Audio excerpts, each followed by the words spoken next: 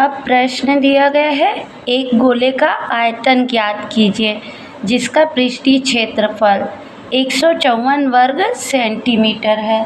ठीक, गोले का पृष्ठीय क्षेत्रफल दिया है मतलब 4πr² दिया हुआ है ना। चूँकि गोले का पृष्ठीय क्षेत्रफल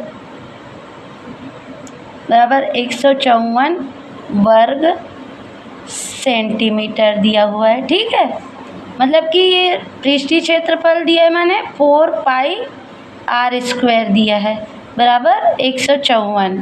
ठीक है, तो यहाँ से हम r का मान ज्ञात कर सकते हैं। ये 4 × पाई का मान 22/7 गुणित r² बराबर 154। तो ये क्या आ जाएगा, r² को इधर लिख दिए बराबर 154, जो इधर है इधर जाके ऊपर चला जाएगा अंश में ये हर, तो ये क्या आ गया 7/4 गुणित 22। उसको कटेगा, उसको काट देते हैं। ये 2 एकम 2 एकम 2 सत्ते 14 बच गया 1, 2 सत्ते 14, 11 एकम 11 सत्ते, तो ये क्या आ गया 7 × 7/4। ठीक है, और साथ ही 49/4, या इसको लिख सकते हैं 7 का वर्ग बटा 2 का वर्ग। तो ये r² बराबर क्या आया था 7 × 7/4, तो 7 का बटा 2 का इस पूरे का वर्ग लिख सकते हैं, और दोनों साइड से वर्ग हटाए तो r बराबर 7/2। तो ये हमको क्या मिल गई, त्रिज्या मिल गई। ठीक है, अब जब हमको त्रिज्या मिल गई, ये सेंटीमीटर में होगा। ठीक है, और तो गोले का आयतन हम निकाल सकते हैं। अतः गोले का आयतन निकालने का सूत्र क्या होता है, 4/3πr³। आयतन घन में होता है ना, तो यहाँ पर मान रख देंगे 4/3 × 22/7 गुणित r कितना मिला 7/2 का क्यूब है ना, या इसको लिख सकते हैं 4/3 × 22.7 × 7/2 × 7/2 to 7/2। यहाँ 7 कट गया, 2 एकम 11, 2 एकम 2, 2 एकम 2। ठीक है, तो ये आ गया 11 × 7 × 7/3।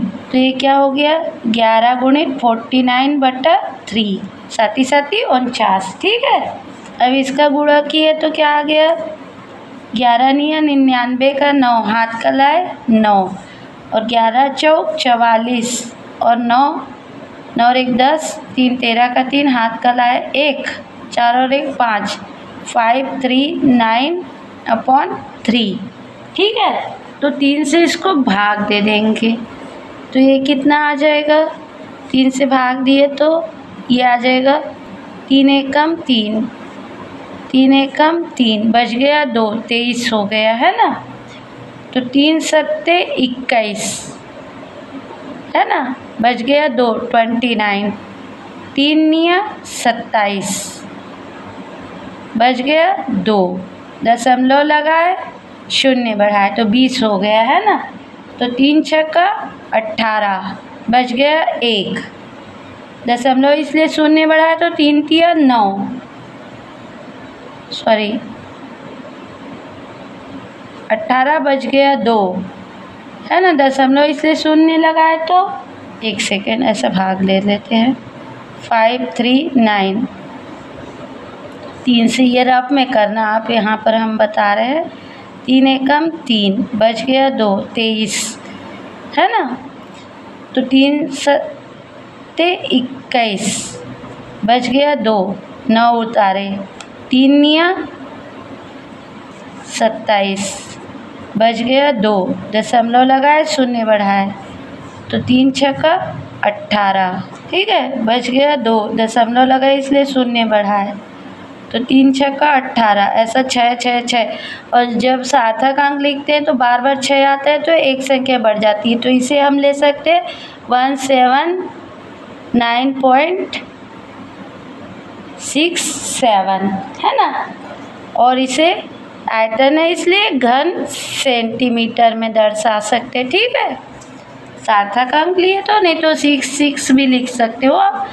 तो उत्तर बराबर क्या आ गया, उत्तर बराबर क्या पूछा था प्रश्न में, एक गोले का आयतन ज्ञात कीजिए जिसका क्षेत्रफल इतना है।